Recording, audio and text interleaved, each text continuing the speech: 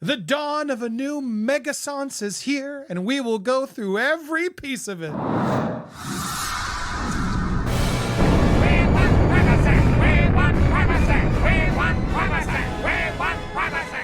Welcome to Popcorn Palace. I am Andy Signor, and Meghan Markle's PR team is in overtime, putting herself out there all over the place. I don't know what's coming up, but she's aiming like something's coming up, because I'm now seeing her all over. There's actually several articles, interviews coming out, even New York Times, etc.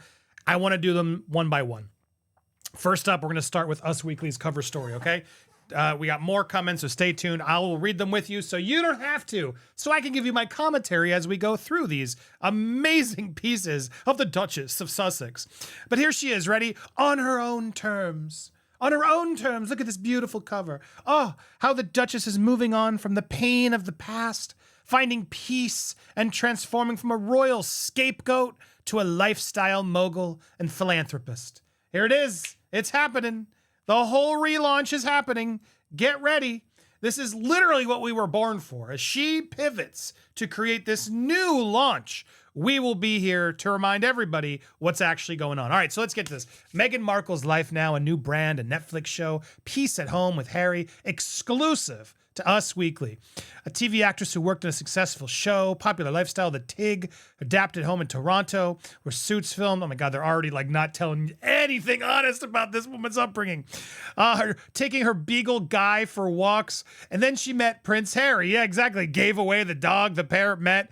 Son Archie the following year. I love how they just glossed over. She divorced her husband. She gave away her 2 dogs. Did anything for fame. Well, gloss over that. Her Prince Charming was found. Life behind the palace doors, though, was no fairy tale. There was tension between Prince William and Princess Kate, and Meghan took a beating in the UK press. You're established in one world, and then you're either another, or your narrative is dictated by eternal forces, a family friend shared. She left the UK. Eventually, they landed in scenic Montecito. Like, if you could put a more biased synopsis together of Meghan's history, that's what they put. Okay, way to not keep it honest, Us Weekly, but let's keep going. While trying to process the events of the previous few years, she and Harry spoke candidly about some of the trauma that they say they faced when they were with the monarchy. The bombshell interview, Harry and Meghan, yeah, blah, blah, blah, Spare, her Spotify podcast, Archetypes, until mutually parting ways, as if you couldn't tell yet whether this was a puff piece done by Meghan's PR team or not. There it is, until a mutual parting of ways. She briefly appeared to take a breather. But in recent months, Meghan's been back in the game full throttle. She's set to launch her lifestyle brand, her new Netflix series, centered around cooking, entertaining, and gardening. It finished filming in July. She joined a slew of Hollywood heavyweights, including Reese Witherspoon and Gwyneth Paltrow, none of which wanted to pose with her or be seen anywhere near her, but I digress. At a one-day business summit, Meghan was there to network. She was very kind and humble and eager to learn. Oh God, this is so pathetic. She's been busy with philanthropic endeavors, like going to countries on their dime and using important resources for her new outfits. August, Meghan and Harry sat down with CBS to discuss their new campaign, The Parents Network, which aims to protect kids from online harm. I wonder what they're actually doing there. 2 weeks later, they wrapped up a 4-day trip to Colombia, marking their second international tour following Nigeria. I'm looking at this as my chapter of joy, Meghan said. Meghan has transitioned from actress to royal to an entrepreneur. She's worn many hats, but she believes age and experience have prepared her for a bigger purpose in life. She's happy with the role she's carved out. You mean the one that she's always planned since day one? Bag myself a prince. Here, Us talks to insiders close to Harry and Meghan about how she's boldly stepping into her next act. Oh my God. Oh my God. Letting go of the chapter 1, letting go of the past. It's taken some time for her to process everything that happened after she married into the royal family. She's been candid about her struggles within the firm. She and Kate famously fell out following a disagreement over Charlotte's Flowers Girl dress, and how affected she was by attacks on her in the British media. I believe part of our healing journey, certainly part of mine, is being able to be really open about it. Now she's ready to look forward. After Spare, okay, we're ready to move on. We want to focus on our future, except for the paperback that's coming out this holiday season. We can have meaning and importance separate from the lives we previously had. That means not holding grudges. So much as of how I approach things is less about the fight, she said during one of her summits, and more about how we show up in the space and wash things over with love and kindness and generosity. Meghan doesn't harbor any negative feelings. She just wants peace. Yeah, right. Like this girl doesn't hold a grudge and knows you can't find peace if you harbor resentments. Oh my God, this is so hard to read because this is such BS. After her cancer diagnosis, Meghan and Harry released a statement. We wish health and healing for Kate. It's Catherine. It's Catherine. You know it. And yet they decided to still put Kate. Okay, but you respect, yep. We hope they're able to do it in private. The family friend says they are otherwise moving on from royal headlines. Meghan's team gets asked daily to comment on stuff. It has nothing to do with their lives now. They've left it behind. Chapter 2, embracing her inner circle. Source close to the Sussex says Meghan has had a great group of friends who are all successful in her own. She really trusts, including famous pals like Serena Williams and Ellen DeGeneres. I wonder how close they all still are, but okay. More like her neighbors. She has a group of local moms she sees regularly. First Insider says the Duchess has become very close with neighbor and Bumble founder Whitney Wolfe Herd. Whitney Herd. Yikes. That's not Amber's sister, right? Second source says she's tight with Jamie Kern-Lima, co-founder of It Cosmetics. Careful, girls. You might get markled. Harry, meanwhile, has a small group of close friends because all his other friends don't like her. Noting that he keeps his inner circle tight for understandable reasons because she's pushed everyone else out. Moving from the UK has been an adjustment for Harry. He's miserable. Though he's come to love the situation in the States, he'll always be fond of his home country by the way he views it. His wife and his kids, though, are his priority. So he's left it all behind for her. If that means making sure they're safe and happy in Montecito, away from acid attacks, then he supports that. He supports that. Okay, now chapter 3, focusing on family that she always wants to show but never actually shows. Being a mom is the most important thing in my entire life. It's why I often leave them to go on famous and important trips with fancy dresses. She didn't say that last part. Meghan gushed how important a family was in her Mental Health Day summit. Family Friend says Meghan and Harry are hands-on parents to Archie and Lilibet. Yeah, sure. They're so hands-on with all the support staff that actually seems to raise them because you're out a lot. They have normal childhoods. They take the kids to school and then pick them up, and they're very active and present with them throughout the day. Friend says that the Sussexes keep them out of the spotlight for their own safety. I think every parent wants to share their kid with the world, but they just can't.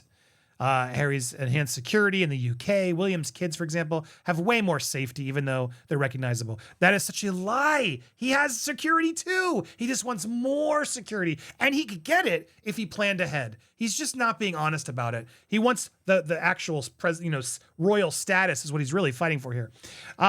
Here we go. Keep it going. They know the world wants to see them, but I would expect them to live smaller lives until that gets sorted out. Until there's security, we won't see them. As for didn't you have it in Colombia? Why didn't you show them in Colombia? As for their explaining the royal heritage to kids, they'll have those conversations in due time. They want Archie and Lilibet to be loved for who they are as individuals, and then they'll eventually throw on that they're a prince.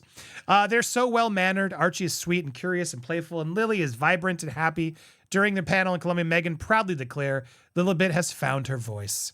According to the second source, Meghan and Harry are happy as parents. As the two, they continue to work with Archewell Foundation, launching their business ventures afterwards. Who's to say? But I think the focus right now is raising their 2 children. Chapter 4, protecting her peace. As she continues forging ahead with her life, Meghan wants to surround herself with people. Who cares? Who cares? Oh, she wants to protect herself with people who have her best interests at heart. Her estranged father, Thomas, doesn't fit the bill. The former fight lighting director famously staged paparazzi photos. Oh my God, so let's murder him for the rest of his life. After everything he's done to you as a father. Oh, he staged some photos that didn't even be mean to me. Oh, but me spilling all my secrets about my family, Harry doing it rather, and telling all his family. That's all said and good. Okay. Anyway, we digress. Former lighting director famously staged these photos to a British tabloid. He's since publicly apologized, but there's no going back for Meghan. I genuinely can't imagine doing anything to intentionally cause pain to my child. So it's hard for me to reconcile that. So much pain that he staged a few photos of him getting ready for a wedding. Oh, the trauma. The first insider says Meghan still has no contact with her dad. She does not plan on having any because she's embarrassed by him.